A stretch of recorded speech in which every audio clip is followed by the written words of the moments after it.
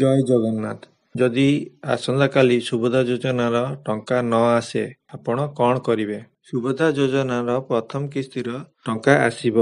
ଏନେଇ ମହିଳାଙ୍କ ଭିତରେ ଉତ୍ସାହ ଦେଖାଯାଇଛି। କିନ୍ତୁ ସମସ୍ୟାର କଥା ହେଉଛି ଯଦି କାଲି ବି ହିତକାରୀଙ୍କ ଖାତାକୁ ସୁଭଦ୍ରା ଟଙ୍କା ନ ଆସେ ତେବେ ସେମାନେ କ'ଣ କରିବେ?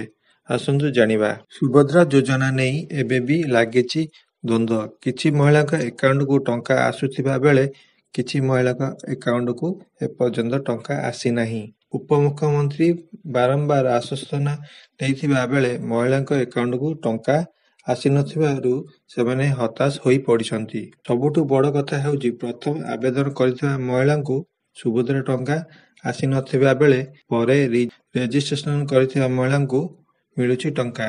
ଏଭଳି ପରିସ୍ଥିତି ଦେଖାଦେଇଛି ଯେଉଁଠି ଗୋଟିଏ ଘରର ଶାଶୁ ବୋହୂ ଏକା ସାଙ୍ଗରେ ଆପ୍ଲାଏ କରିଥିଲେ କିନ୍ତୁ ବୋହୂଙ୍କ ଆକାଉଣ୍ଟକୁ ଟଙ୍କା ଆସୁଥିବା ବେଳେ ଶାଶୁ ଆକାଉଣ୍ଟକୁ ସୁଭଦ୍ରା ଟଙ୍କା ଆସିନାହିଁ। ତେବେ ସେମାନଙ୍କ ଆଗକୁ ଟଙ୍କା ଆସିବ କି ନାହିଁ ସେ ନେଇ ଅନେକ ଦ୍ୱନ୍ଦ୍ୱରେ ଅଛନ୍ତି।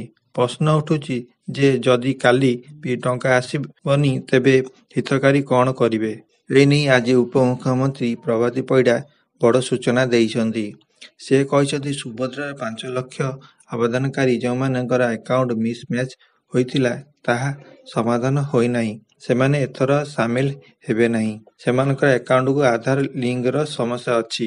ମିଳିଥିବା ସୂଚନା ଅନୁସାରେ ଜମିର ସମସ୍ୟା ଯୋଗୁଁ ତାଲିକାରେ ହିତକାରୀଙ୍କ ନାଁ ନାହିଁ। ତାଙ୍କ ନାଁରେ ଜମି ନାହିଁ କିନ୍ତୁ ସେମାନେ ଧାନ ବିକୁଛନ୍ତି।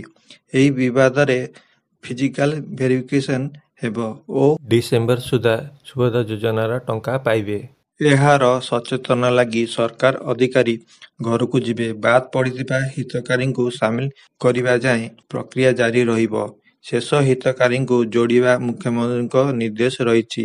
ଅଙ୍ଗନବାଡ଼ି ମିଶନ ଶକ୍ତି ମା ପିଓମାନେ ଗାଁକୁ ଯିବେ। ତେଣୁ ସୁଭଦ୍ରା ହିତକାରୀ ବ୍ୟସ୍ତ ବିଚଳିତ ନ ହୋଇ ଚତୁର୍ଥ ପର୍ଯ୍ୟାୟ ଟଙ୍କା ପର୍ଯ୍ୟନ୍ତ ଅପେକ୍ଷା କରିବା ଜରୁରୀ।